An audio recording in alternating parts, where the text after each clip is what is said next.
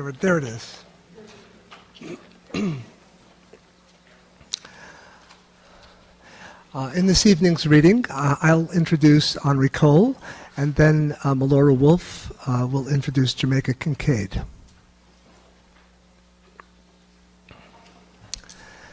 There's nothing tame or cautious in the recent books of Henri Cole. He has, it seems, no reluctance about diving into the wreck that figures prominently in his experience. In lines restrained only in their length and in their insistent precision, he lets out, lets off. Hurt and fracture are dominant in the air he breathes.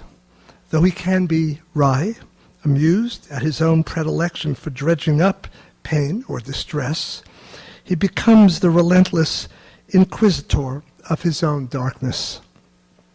No need, after a short time with Henri's haunting poems, to wonder why, when he opens the little Gothic wings of the dead wren on his whitewashed chest of drawers, he should almost fear them.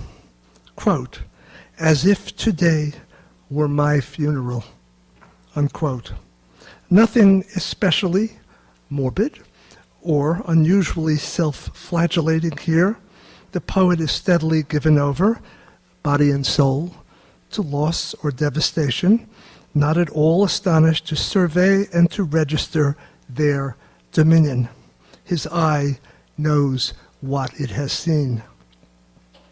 Henri's latest book, entitled Touch, will appear in September, and it feels in many ways like a culmination, less modest in its rhetoric than previous volumes, though no less obdurate and vulnerable.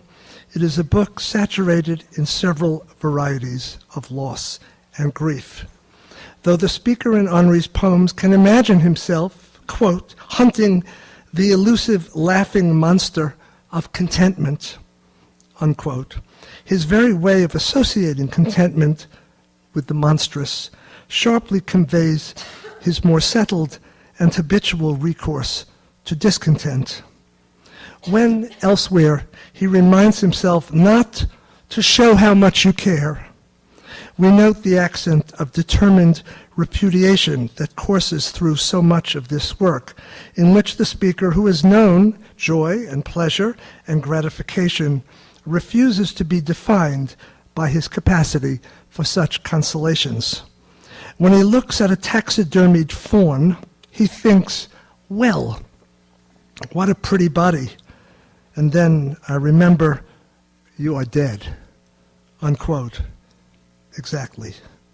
And as if that reflection were not enough, he reflects also that death, quote, is the absence of everything, and in the end, all there really is. Of course, so powerful and ravishing a poet cannot get by simply on the strength of his repudiations, his disciplined refusals of solace or commiseration. He must bring us to him by offering the astonishments and the spoils of beauty that we crave.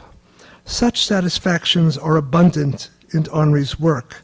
His is a voice perfectly pitched to accomplish what he is after, severe and meticulous, and yet at the same time almost casual in its authority.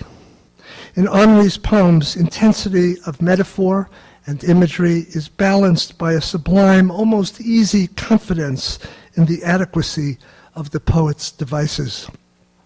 When he opens a poem called Doll, with a violent gesture, quote, thrown on the carpet with your legs awry, we are only momentarily thrown off balance by the reference to the doll as a receptacle of love.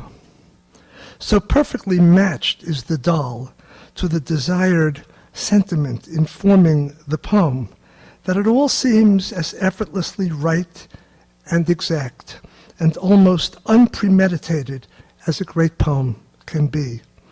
And this is the case with so many of the poems in Henri's new and forthcoming book, that I can only stop here and say for every grateful reader that this new book will have, hats off. Henri Cole.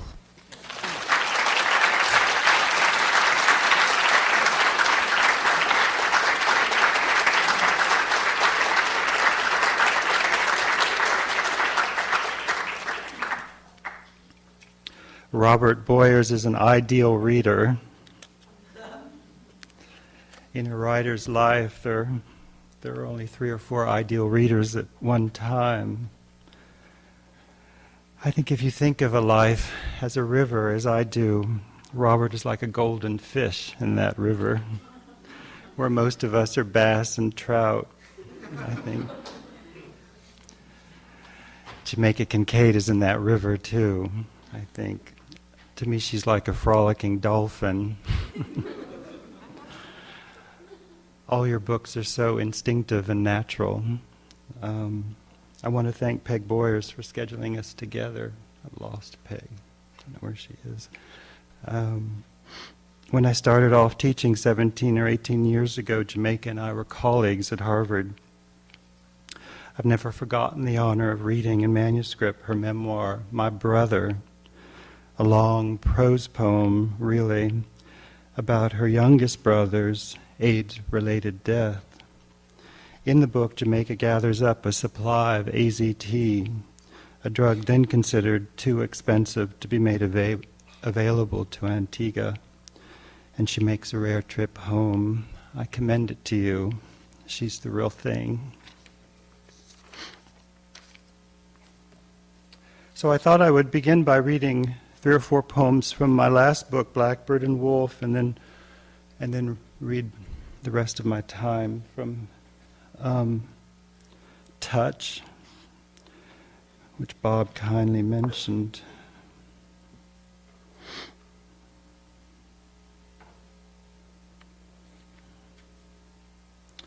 This first poem is set up in the Adirondacks, really my favorite place in America, at a lake shore up there.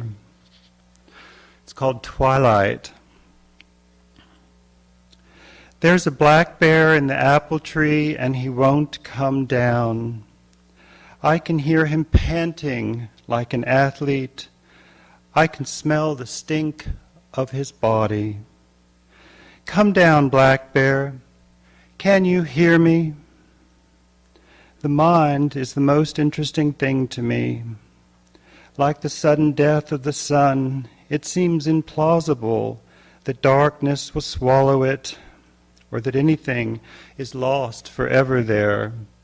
Like a black bear in a fruit tree gulping up sour apples with dry sucking sounds, or like us at the pier, somber and tired, making food from sunlight, you saying a word, me saying a word, trying hard, though things were disintegrating. Still, I wanted you, your lips on my neck, your postmodern sexuality.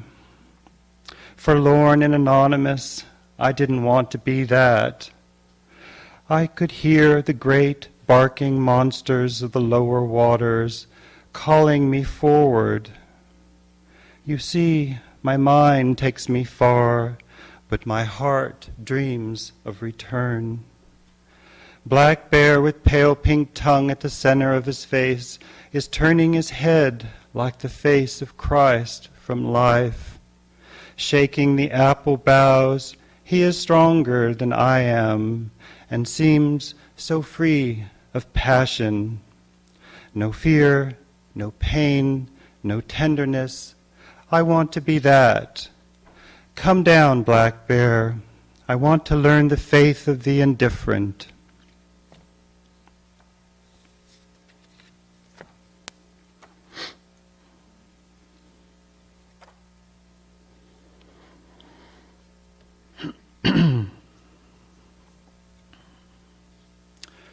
Let's see, my father grew up in the sandhills of North Carolina, and his parents were tenant farmers. They grew peaches and tobacco. This is really an elegy for him. It's called Oil and Steel.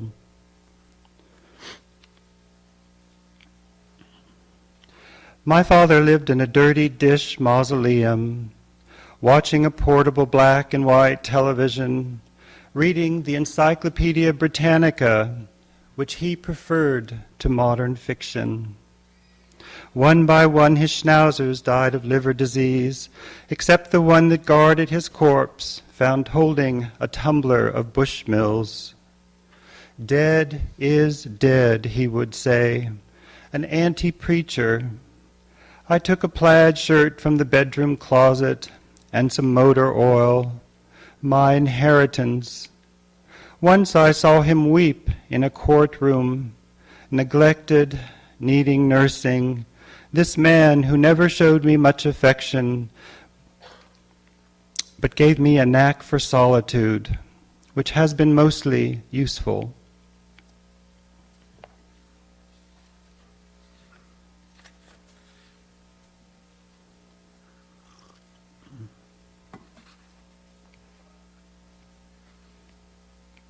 There are some seats in the front if you'd be more comfortable.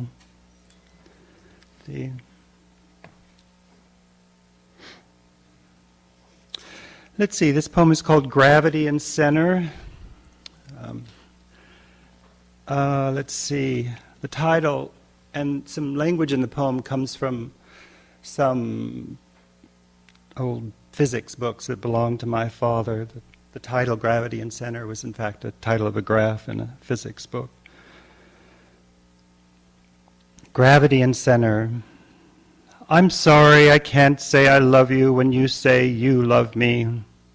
The words like moist fingers appear before me full of promise, but then run away to a narrow black room that is always dark, where they are silent, elegant, like antique gold, devouring the thing I feel. I want the force of attraction to crush the force of repulsion, and my inner and outer worlds to pierce one another like a horse whipped by a man. I don't want words to sever me from reality. I don't want to need them. I want nothing to reveal feeling but feeling, as in freedom, or the knowledge of peace in a realm beyond, or the sound of water poured in a bowl.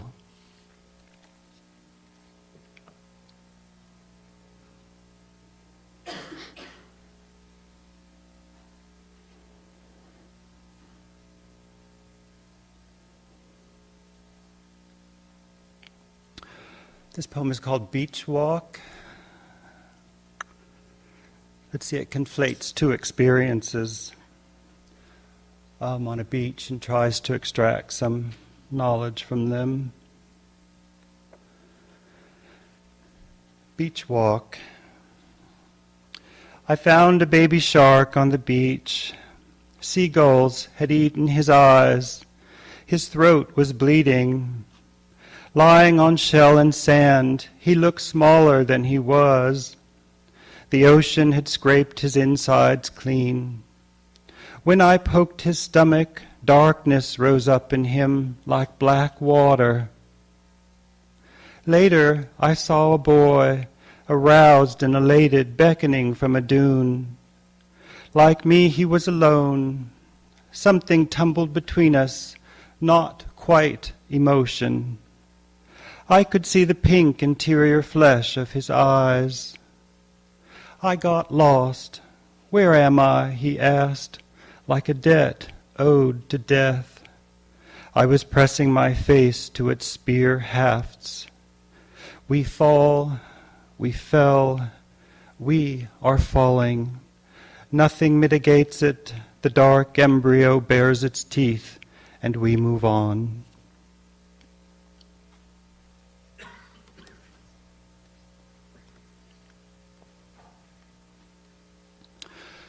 So let's see, I had my students write a birth poem.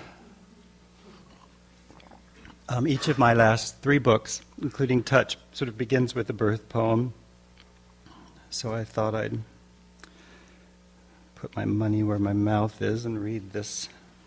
It's really a poem about my father more than me, but my father's background.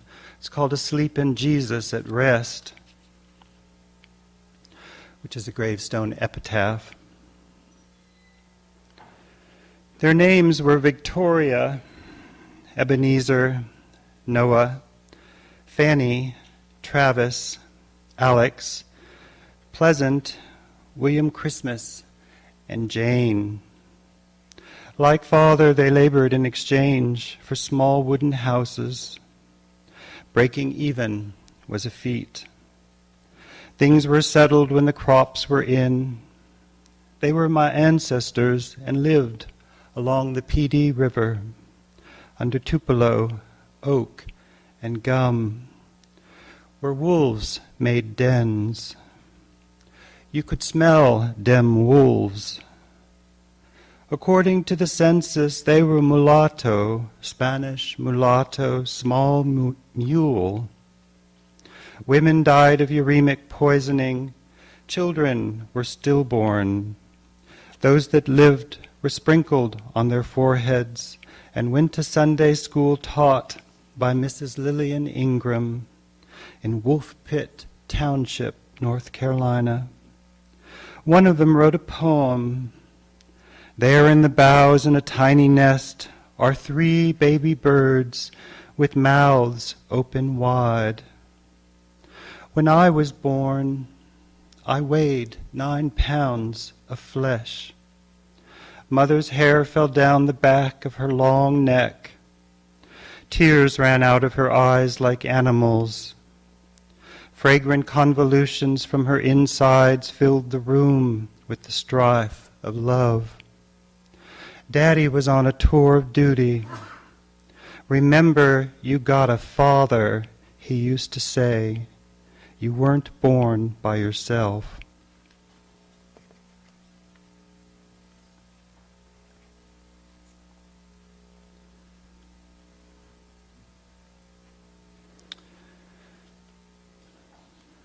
I guess all the other poems I'm going to read are sonnet length.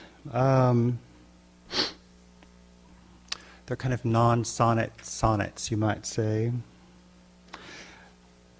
So they don't rhyme and they don't have iambic pentameter, but they're meant to have the sort of fractures and leaps and resolutions in them that the sonnet form enables.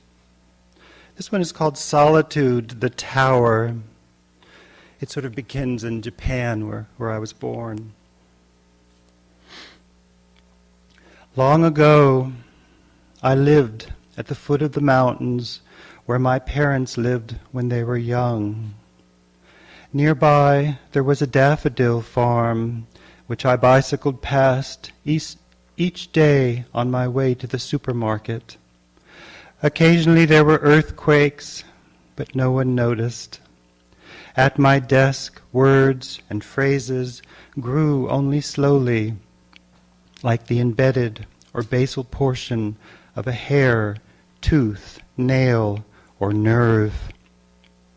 As I looked at the empty page, seeing into love, seeing into suffering, seeing into madness, my head ached so, dear reader, emotions toppling me in one direction then another. But writing this now, sometimes in a rush, sometimes after drifting thought, I feel happiness. I feel I am not alone.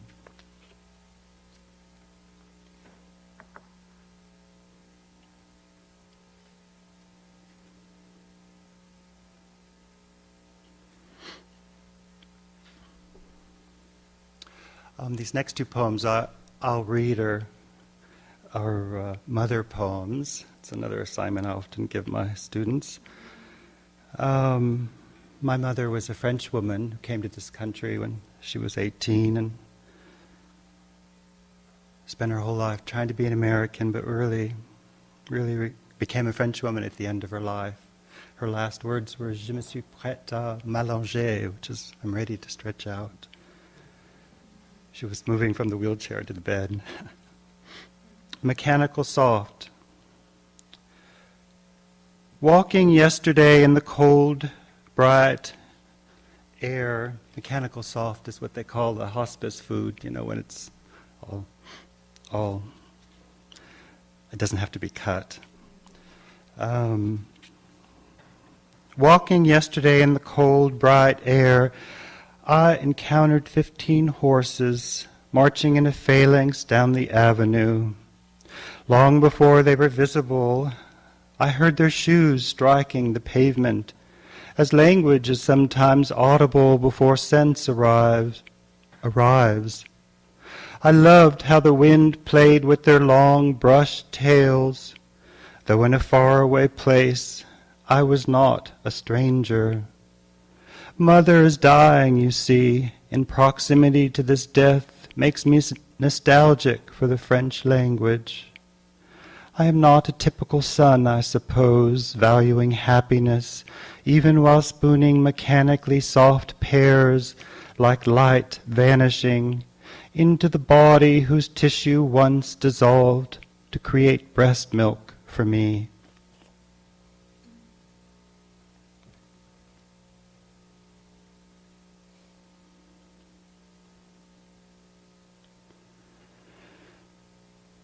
Oh, this is a list poem. It's a really long list.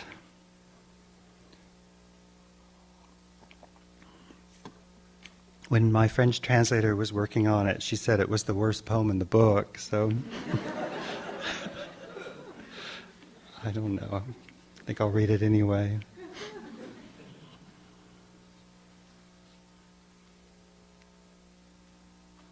It's called Broom. A starkly lighted room with a tangy iron odor. A subterranean dankness. A metal shower head hanging from the ceiling. A scalpel, a trocar, a pump. A white marble table. A naked, wrinkled body face up on a sheet with scrubbed skin, clean nails, and shampooed hair. Its mouth sewn shut, with posed lips, its limbs massaged, its arteries drained, its stomach and intestines emptied. A pale blue sweater, artificial pearls, lipstick, and rouge. Hands that once opened, closed, rolled, unrolled, re-rolled, folded, unfolded, turned and returned, as if breathing silver, unselfing themselves now, very painful. Hands that once tore open, rended, ripped, served, sewed, and stroked, very loving. Pushing and butting now with all their strength as their physiognomy fills with firming fluid. Hands once raucous, sublime, quotidian, now strange, cruel, neat. Hands that once chased me gruesomely with a broom, then brushed my hair.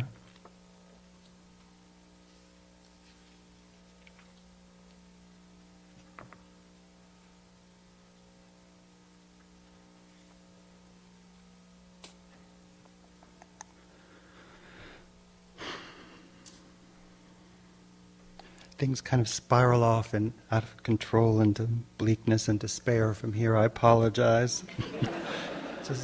It gets worse. You have to bring them back. Yeah, I'm sorry.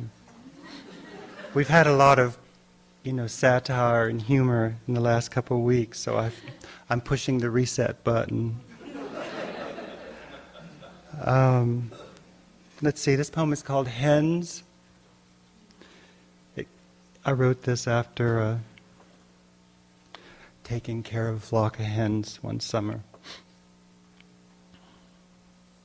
It's good for the ego when I call and they come running, squawking and clucking because it's feed time again. And once again, I can't resist picking up little Lazarus, an orange and white pullet I adore. Yes, yes, everything will be okay, I say to her glaring mongrel face. Come September, she'll begin to lay the blue-green eggs I love poached. God dooms the snake to taste nothing but the dust, and the hen to 4,000 or so ovulations. Poor Lazarus. Last spring an intruder murdered her sisters and left her garroted in the coop. There's a way the wounded light up a dark rectangular space. Suffering becomes the universal theme. Too soft and you'll be squeezed. Too hard and you'll be broken. Even a hen knows this, posing on a manure pile, her body a stab of gold.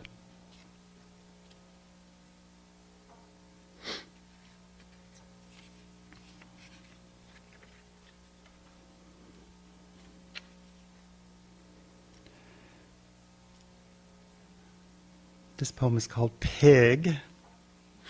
I wrote it after I drive to Ohio twice a year, and way out on the western Pennsylvania I saw a strange shape on a flatbed up ahead on the highway, and when I got up to it I realized it was a big hog with a leash around its neck tied to the cabin on the way you know where.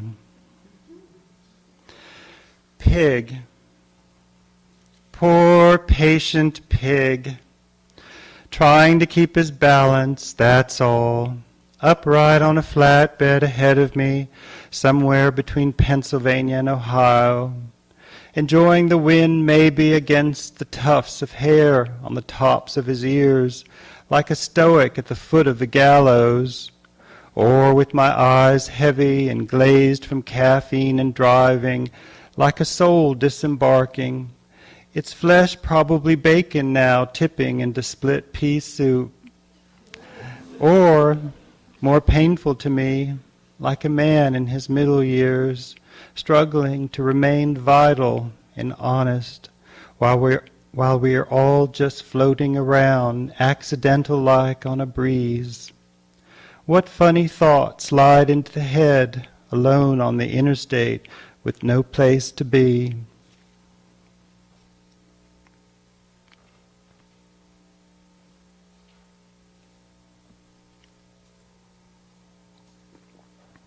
Let's see, one of my assignments for the students was to do a poem of all imperatives,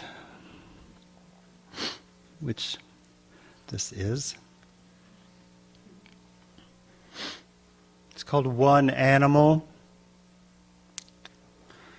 Some of these poems I've maybe read once. I think I read this here once before.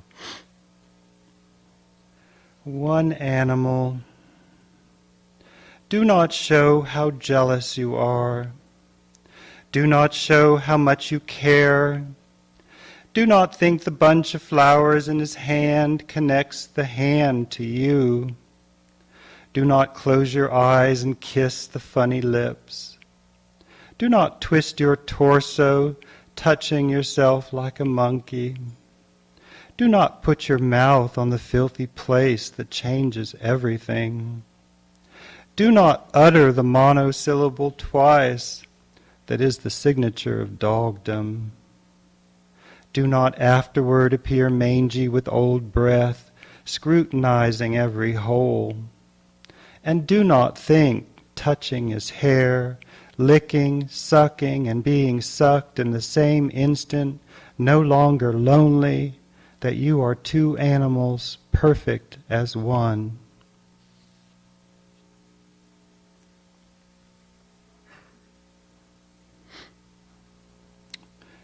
Let's see, just a few more.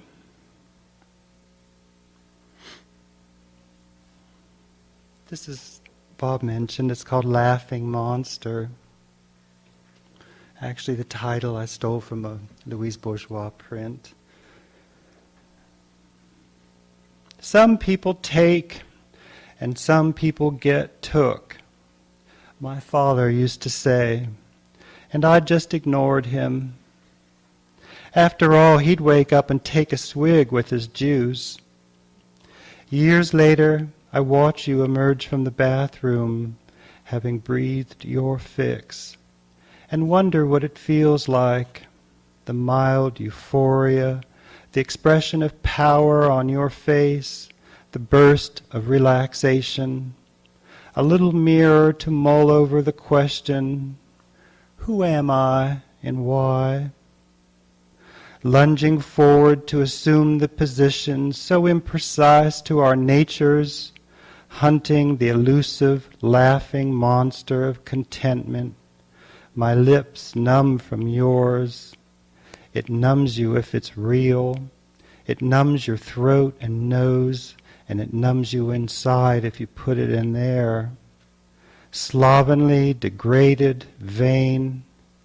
I wonder if I'm the taker or being took.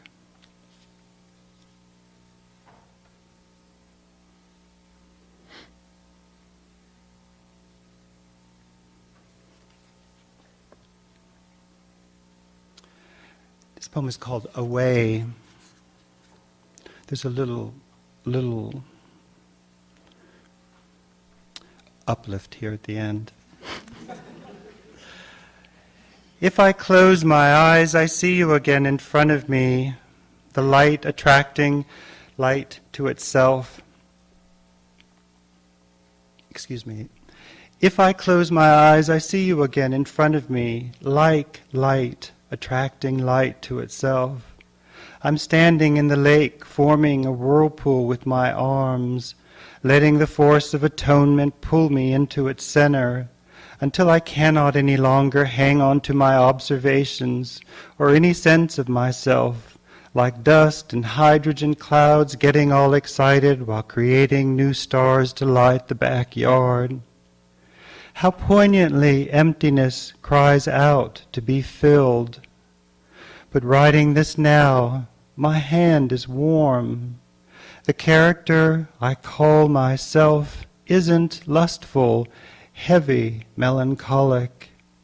It's as if emotions are no longer bodied. Eros isn't ripping through darkness. It's as if I'm a boy again, observing the births of 2 baby lambs. The world has just come into existence.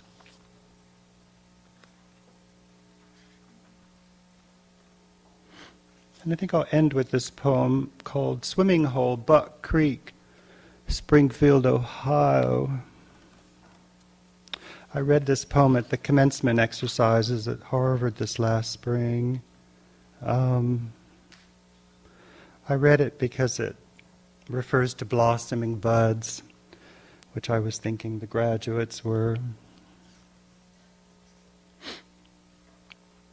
Swimming Hole, Buck Creek, Springfield, Ohio. It's a kind of flashback reminiscence poem. Like an echo, it comes back, the bend in the creek like a uterus's blood-like flow, tangible again as memory revisits with unusual concreteness territories of the past, rebounding, circulating, surging, vexing, panning our naked bodies, some of us in the water loin deep, making animal sounds, some of us out, wistfully small, under a depthless sky, all of us boys still, like blossoming buds, bending under the paw of some hormonal energy that lingers now in memory's tunnel, like an air prowling around us, vaguely ornery, urging, begin what you are, though not intended to belittle me for my unmasculine traits, but instead to lift me up, allowing new light to enter in. Its strong, broad rays and free fall against my flesh, as if through blades of pungent grass, piercing me even deeper now to say, be kind to him, stranger that he is. Thank you.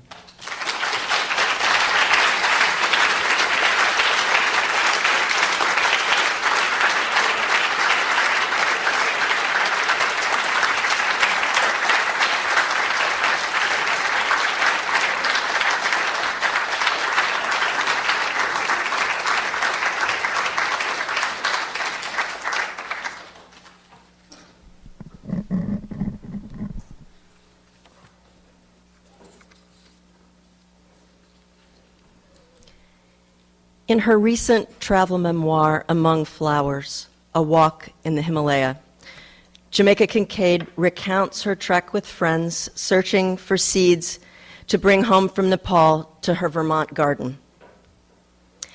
Sue came down with a cold, she writes of one day on the journey. I came down with a case of loss of sense of self. But not only was this not new, I actually enjoy this state. And were it not for that, I really would be in a state of loss of sense of self, only I would have no way of knowing so. Kincaid's buoyant self-description reminds us that for over 25 years, Jamaica Kincaid's explored in her work the traumatic personal and cultural realities that both erase and create the self. That she has found voice in that fertile silence of questioning and willfully believing in one's own existence. Her writing remains personal and healing as she returns to the seed ground of emotion, her family and childhood in Antigua in the West Indies. In autobiographical fictions, At the Bottom of the River, Annie, John, and Lucy, in portraits of real and imagined family members, Autobiography of My Mother, My Brother, and Mr. Potter, Kincaid exposes what is love and what is not love, what is just and what is corrupt. She has always been, as she puts it, separating the real from the unreal. We might understand realness in her work solely through the stark experiences of her characters, who report on their feelings largely without interpretation, which might conceal whatever is really happening. The reality, for instance, of a mother smothering her daughter's intellectual ambitions and sensuality. Real, yet unbelievable for the child herself. Annie John wonders, was she really my mother, or really her shadow, standing between me and the rest of the world? We see the reality of authorities coining such a cruel language of love, a child can no longer believe in love at all. In Autobiography of My Mother, Zoela recalls her personal trauma of oppression. The word love was spoken with such frequency that it became a clue to my 7-year-old self that this thing did not exist. We see the reality of vital young girls, too young, as Lucy puts it, for real bitterness, real regret, real hard-heartedness, nevertheless fighting back against the sexual shame forced on them. We see the real neglect of people regarded as not real, the forever humiliated, the forever low. We see the inevitable violent impulses of people whose needs are betrayed by those invested only in power. I came from a place, Lucy says, where there was no such thing as a real thing, because often what seemed to be one thing turned out to be altogether different. Anzuela observes that realness ultimately is denied the poor, the low.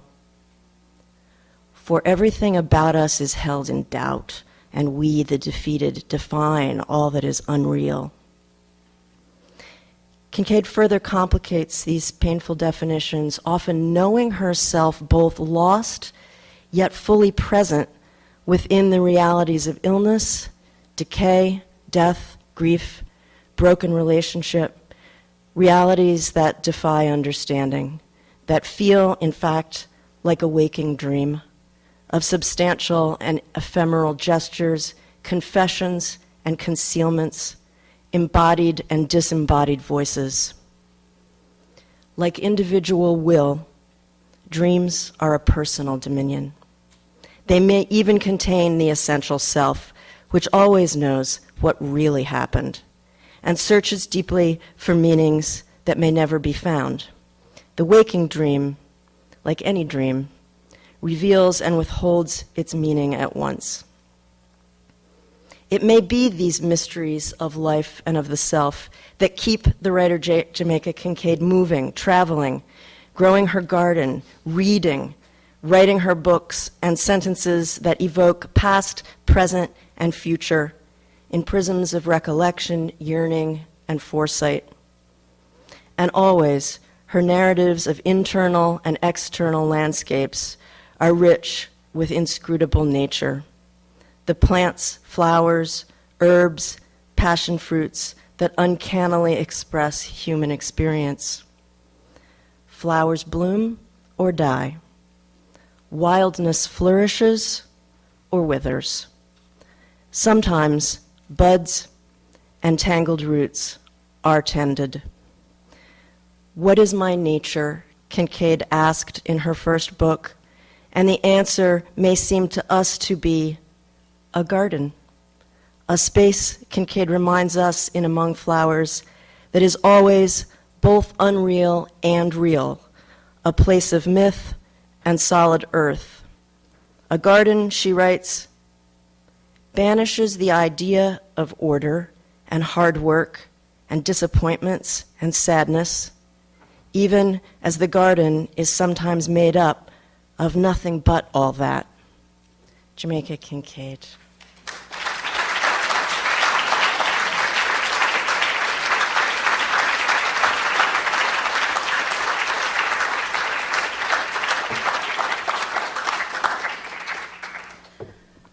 Well, thank you so very much. I hardly know. Is it working? Yes, so thank you. I hardly know myself. You were so generous. Thank you. I'm always afraid of being praised because I long to be something grand, but then if I am, it will go to my head. But after reading with Henri years now, I can't be grand. I know someone really grand. It's an honor always, and thank you, Peg. Thank you. Thank you both, Barb and Peg, for putting us together once again. And every time it happens, I think, oh, we should go on the road and open for Led Zeppelin or something. I think poetry and prose, and then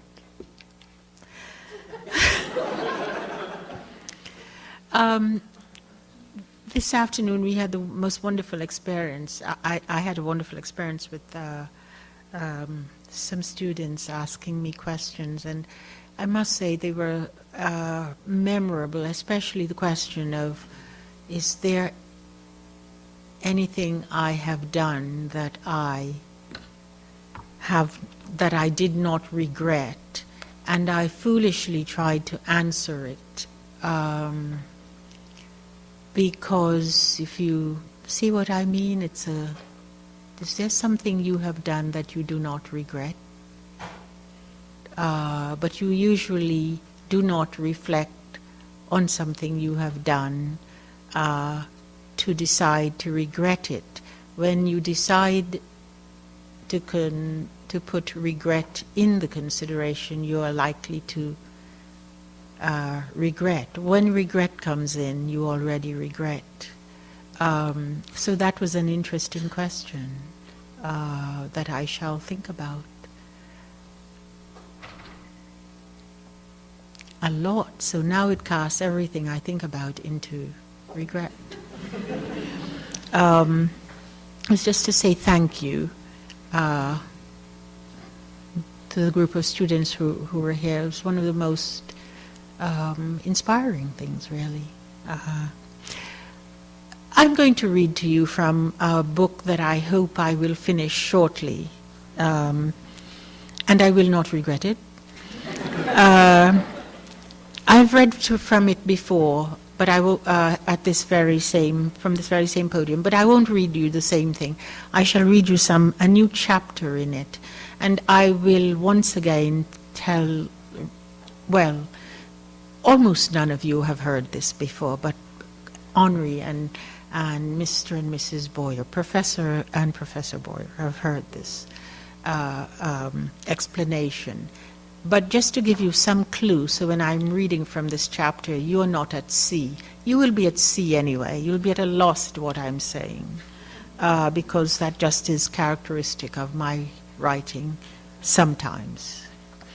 It's about a family, a mother, a father, a child, a boy named Heracles, and his sister Persephone.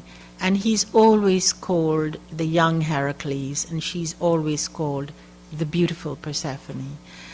And they live in a house in Vermont, a small village, and the house they live in is, according to their understanding of the house, is the house in which someone named Shirley Jackson lived. So when you hear the name, the Shirley Jackson house, that is their home.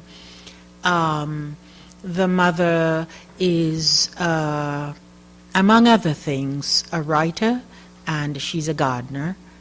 And the father does something, but it's not clear in this chapter what he does. In other chapters, it's clear. The end of the chapter is a bedtime story that the mother reads to the young Heracles, and it's a creation story. The creation story has two characters in it called the Dean and Mrs. Hess, and they are the creators of the world that is described. That said, just some guidelines so that as I launch into it, you will understand it a little bit.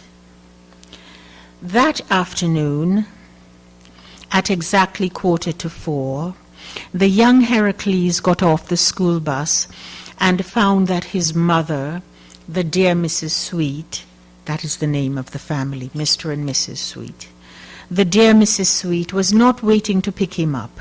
He saw the school bus, driven by the madly named Mr. Strange, disappear round the corner below the Bennington Monument.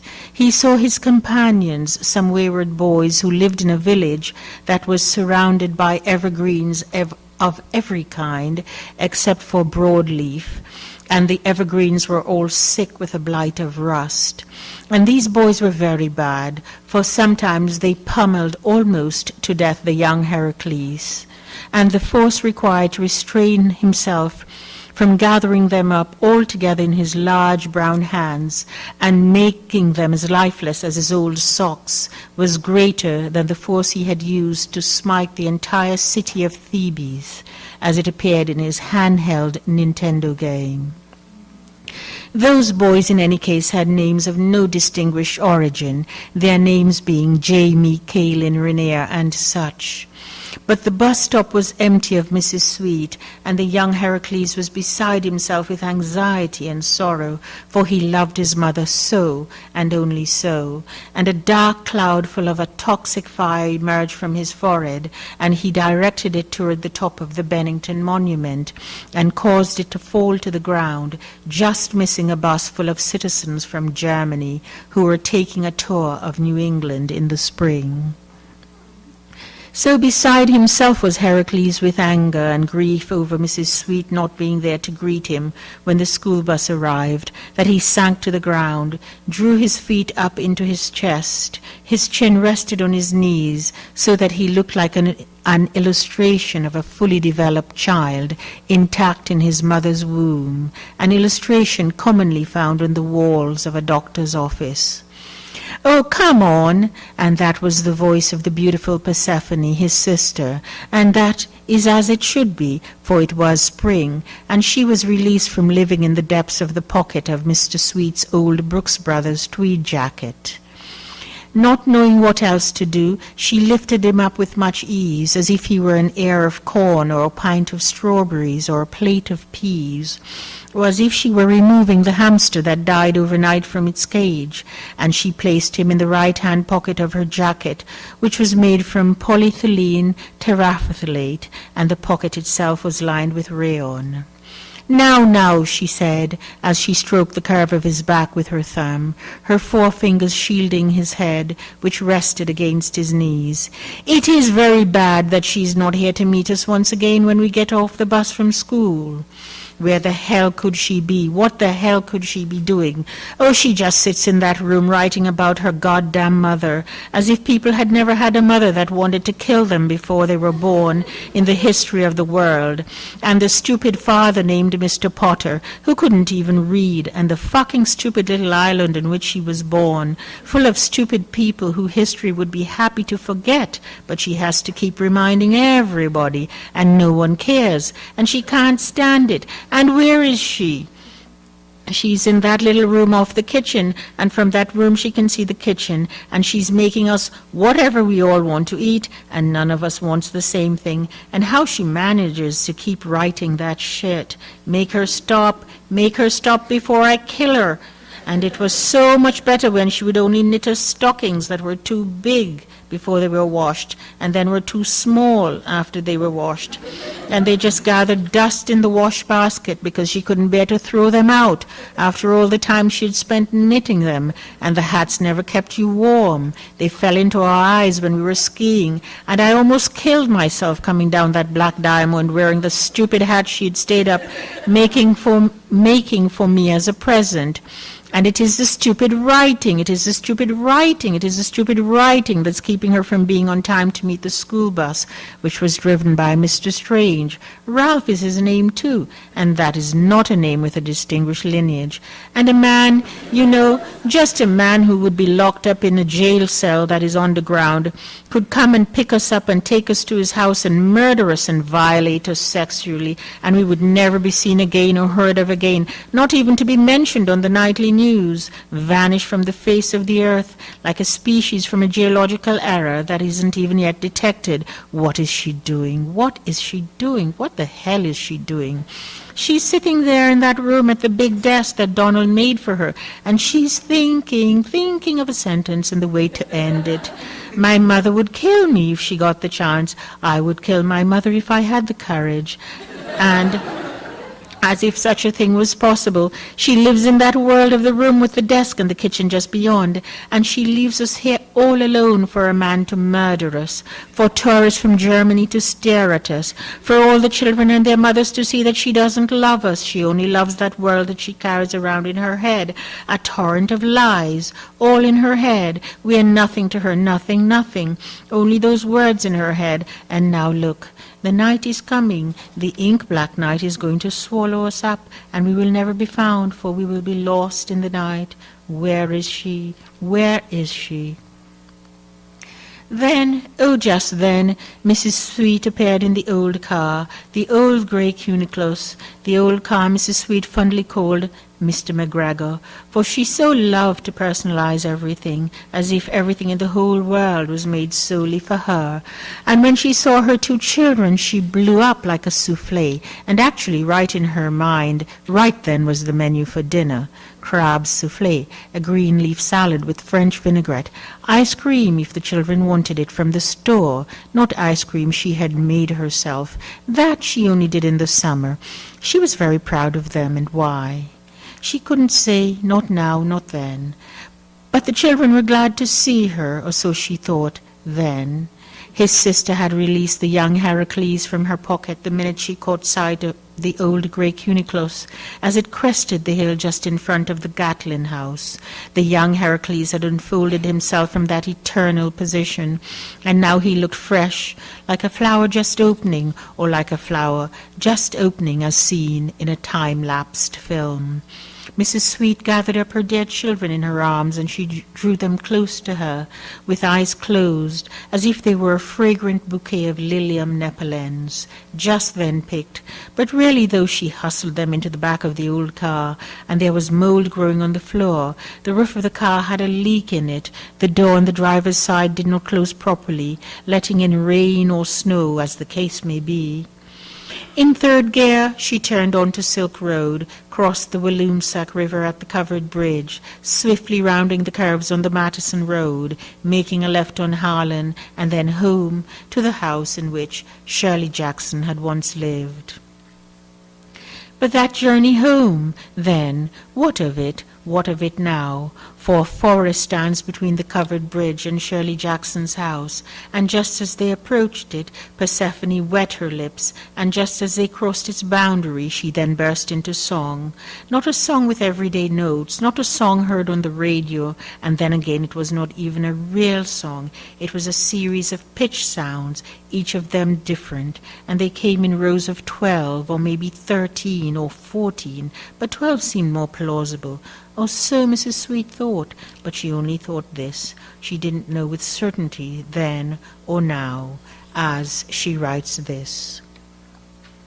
For those rows of notes that were the same, and then were not, for the orderings were not expected, thought Mrs. Sweet, and that was when she didn't want to put a large man's athletic sock in the opening of the beautiful Persephone's mouth, and the orderings were random, thought Mrs. Sweet, and that was when she wanted to throw the beautiful Persephone into an oblivion that was solely the heavens, a place where she would be held until Mrs. Sweet could bear her very presence again.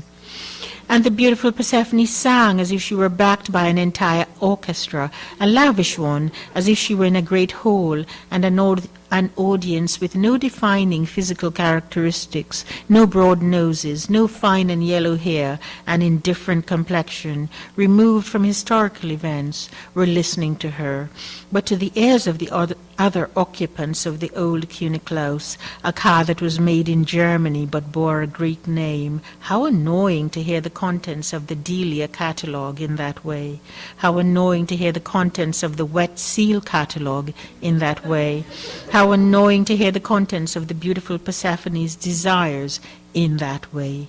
She sang on, though sing, that act, so associated often with the feeling of being transported out of your current state of mind into another realm, a realm of something other than our real selves, was not what the beautiful Persephone did. She sang, and the singing itself was beautiful. She sang of the tweed coat whose hem fell just below the knee, and the tweed coat that was cut in the style of a seaman in the British Navy, and of the dress that was made from barrels of oil that had been wrought into fabric that looked like gossamer, and a dress of surreal beauty was fashioned from it. And she sang of the skirt that had wide pleats and was short, and of the skirt that had narrow pleats and was long, and of the boots that were thick-soled, and of the boots that came up to the knee, and the boots that could not even be considered worth wearing by the beautiful Persephone or her friend, the flame-haired lamb who lived on Mechanic Street, or her friend who lived on the ramparts of a mountain in North Adams, Massachusetts, or her many other friends who lived in the summer along with her in Camp Eisner, Great Barrington, Massachusetts.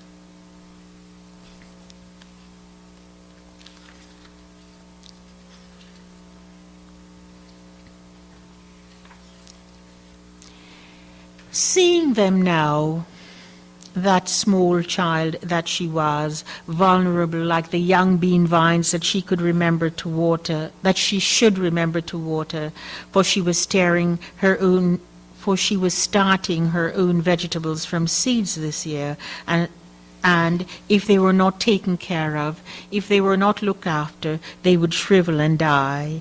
As that small child shriveled and died, only to become Mrs. Sweet now, and to live on forever inside Mrs. Sweet. Unreachable is that child, inconsolable and unreachable, but there she was, Mrs. Sweet, little pleats of fat girdling her not so youthful anymore waist, and no amount of running around the 4 miles of the Park McCullough house with Patricia and Meg could help her. Her upper arms were the size of the pig's tenderloin on sale at the price chopper. Her legs were still enviable, if only you could see them beneath those dreadful men's khaki trousers she bought on sale at some outlet in Manchester, the pants permanently blackened at the knees from her kneeling on the ground, weeding or planting something with a hard-to-pronounce Latin name. There then was Mr. Sweet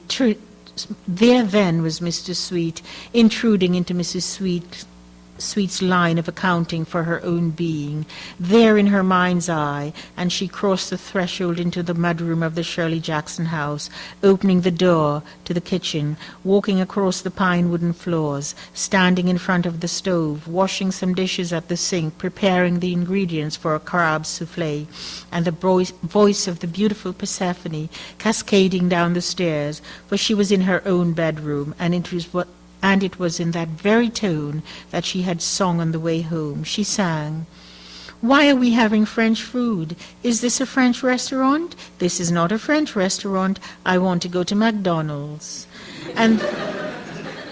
And then she sang on, you think you are with us, we think you are with us, but we know that you're really inside your own head, and only what's there is real to you, and you live in that little room with the big desk, and we mean nothing to you, only your childhood with all its pain, as if no one had ever suffered in childhood, as if only your mother had ever been cruel to her own child before. And then, right then, all her words swelled into the high whine of a powerful body of water falling down through the rocks that have been cast asunder by a violent eruption from the earth's belt itself, or somewhere nearby, and now were resting precariously, with the uninterrupted flow of water passing over and around and below them, and all this was situated at an altitude feeble with oxygen, and the girl's voice was painful to the ears. The pattern of rows and rows of notes repeated in order, and the order repeated again, was so painful to the ears. But Mrs. Sweet proceeded to make a crab souffle, following the recipe of a woman who lived in Cambridge, Massachusetts, but who was a specialist in French food, that no French woman Mrs. Sweet ever met was interested at all in cooking. However, and this was one of the ways Mrs. Sweet had of making then and now neutral, robbed of its power to cast shadows over the people gathered at the dinner table, or the basketball tournament organized for the children who can't play very well, or the argument that will eventually lead to the divorce courts and the realm of child support, or the injustice of child support for someone who had children but had never given serious consideration to how to buy bread for them, or the ways in which to make a violation mute and dismiss its consequences. However, and even more contemptible, whatever. Mrs. Sweet continued in her way, deliberately ignoring the serpentine contempt in which her very being was wrapped. Her very being was wrapped up and strangled as she entered that world of mom and mommy and mother and so on, and she made dinner and set the table herself, for the children refused to do it. They were busy with making a replica of Hadrian's villa for Latin class, replicating the viaducts that brought water to the Roman home, and household objects, useful or simply decorative, that were to be found in that thing once called Roman civilization. And all this homework was to be presided over by a teacher named Mr. McClellan. And at dinner, the souffle had not enough salt in it, too much salt in it, not enough crab in it, too much crab in it. The crab was stale, that was certain, frozen, for how can there be fresh crab in a village in a state that was landlocked? There are no land-dwelling crabs here. The salad was limp. Mrs. Sweet had poured the vinaigrette over the tender leaves for a long time before it was eaten. The beautiful Persephone made an island out of her salad as it sat on her plate. The collapsed portion of souffle was a beach where a vicious pirate of Elizabethan times ruled, or where vicious people of Harlem sundered themselves because winter in Holland can sometimes be vicious. The world is vicious, thought Mrs. Sweet to herself, as she sat with her husband and 2 children at the dinner table. Mr. Sweet said in a loud voice, as if he were on a stage and addressing an audience, "All the tulips your mother planted last autumn were eaten by the deer. The deer came and ate them all just as they were about to bloom, just as they had reached that point in budding before bursting into bloom.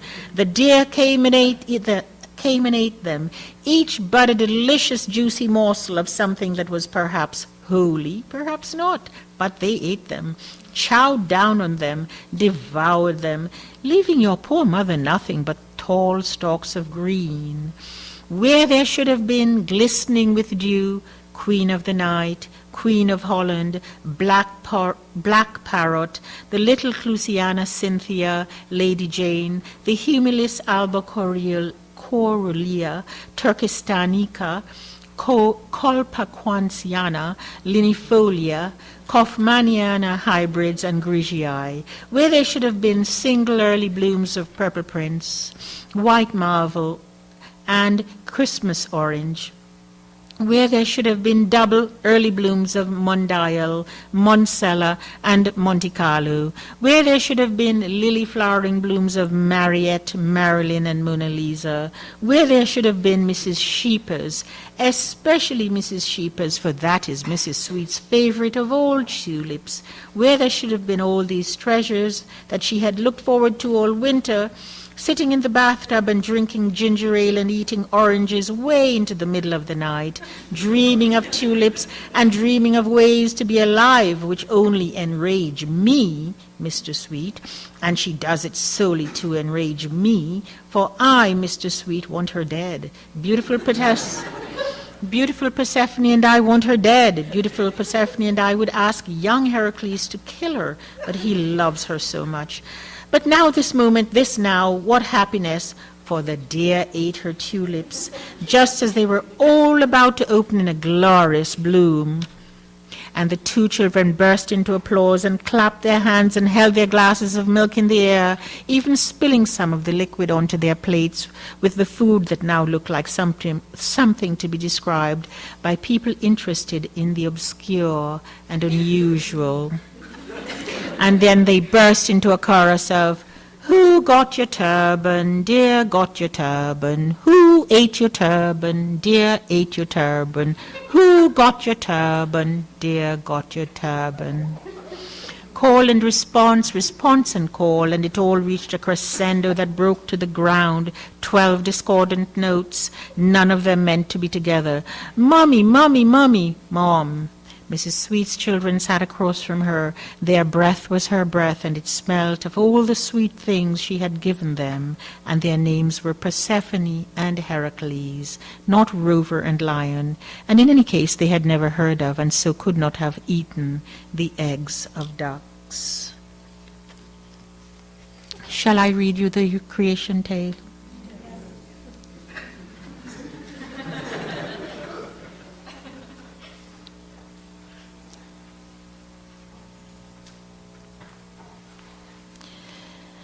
All right, it started here.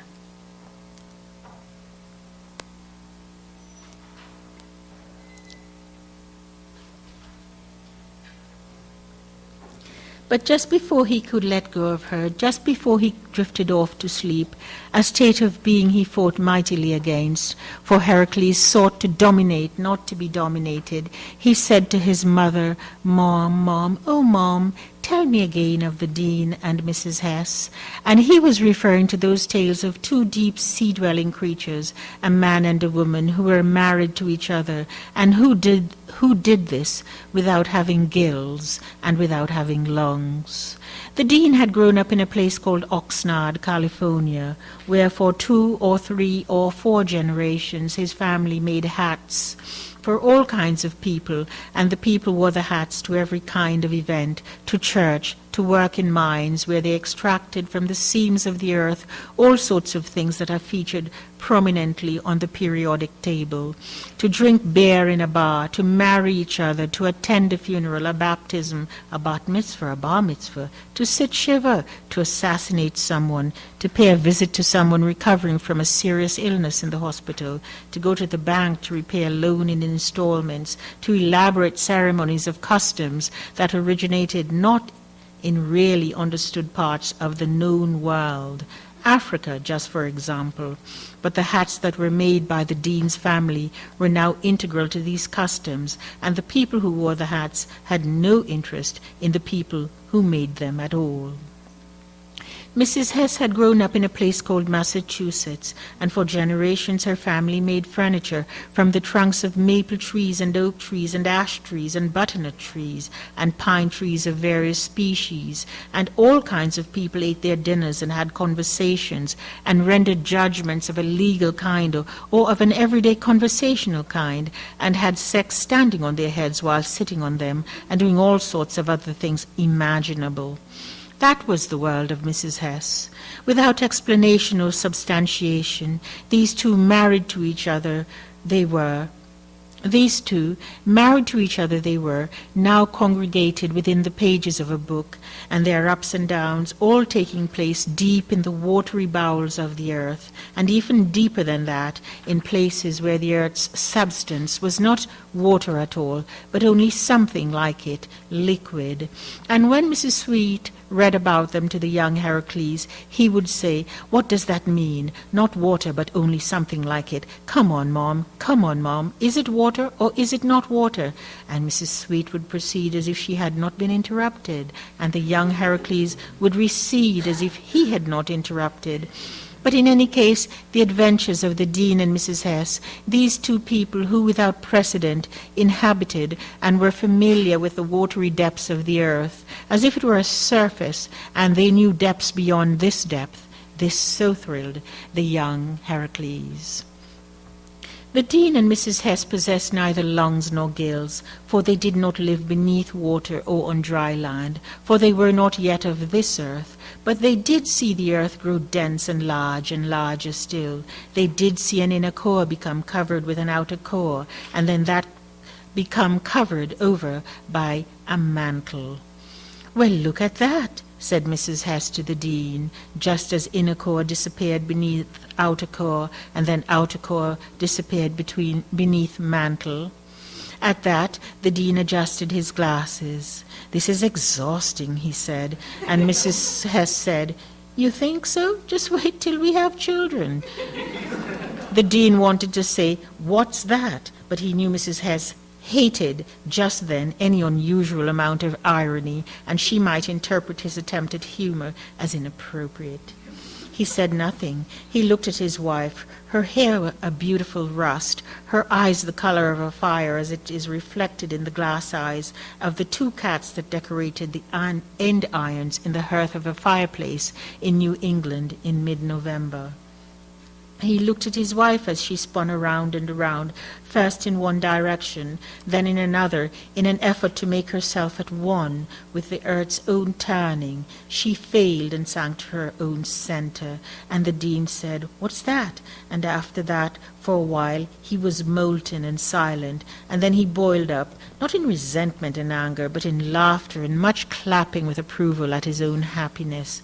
He loved Mrs. Hess. He loved her so much. He bombarded her with kisses, which she sensibly ignored, but took note of nevertheless. "Is it time for dinner?" asked the Dean, and Mrs. Hess replied firmly, "Not yet," and time moved on in the way it always would, always will, then and now intertwined, losing uniqueness, difference, distinction, subject only to laws of human consciousness. Mom, what's happening? Where's the time when the Dean throws the plate full of hot horse chestnuts, fresh from being roasted in the immortal fire? You know, the fire that is burning forever at the center of the earth, the one that is waiting to turn us back into the thing from which we came, that thing called the universe. Where is that? Can you get to that chapter, please? I want to hear about the millions of years of rain. Can you skip to that, please, Mom? And that was the young Heracles interrupting the sweet mellifluous tone of Mrs. Sweet as she read to him the story of creation, the story of how he now was then, the very story, the nature of any story, this story being the definition of chaos, of the unstable, of the uncertain, of the pause that holds the possibility of nothingness, empty. But Mrs. Sweet continued in a very steady voice, for the personality of the reassuring mother came readily and easily to her. She said, while speaking for Mrs. Hess, It rained a kind of water that was so complicated with various elements, and each of them separately or combined, it would not matter, would be inhospitable to the life of the mosquito, who was a vector of the most virulent form of malaria, and it rained for 100 million years. The young Heracles said, "Oh, Mom, can we go to Africa?" But Mrs. Sweet, still speaking as Mrs. Hare, said, "Not yet is there an Africa, not yet is there an Africa," saying it twice, for that would make it really so, and it was really so then, and it is really so now. "Well, enough of this, young man," said Mrs. Sweet, for she could see the to and fro of traveling to Africa, undifferentiated from now and then, just a land mass emerging from billions of years of the earth's relentless unrestiveness. The earth indifferent to a unique individual consciousness as it might manifest itself in Mrs. Sweet, the Dean, and Mrs. Hess, or anything as such. And she brought the bed sheets and down comforter, mixed up as they were, sheets and comforter, to his chin, and folded them around his body as if he was in a shroud, but he was only going to sleep and would wake up the next morning, not going to sleep forever. For he lay in the bottom half of his bunk bed that Mrs. Sweet had purchased from Crate and Barrel, and Mr. Sweet had objected to the cost of it.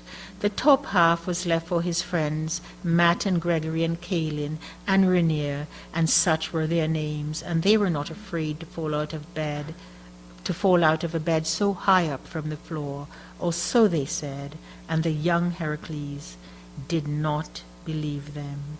And just before she left him, just before she showed him the moon and said, "Good night," Mrs. Sweet said, "Tomorrow is another day, and what will you do? And what will you do then?" For she was familiar with seeing now and seeing then, but the young Heracles was already asleep, or in any case, dreaming.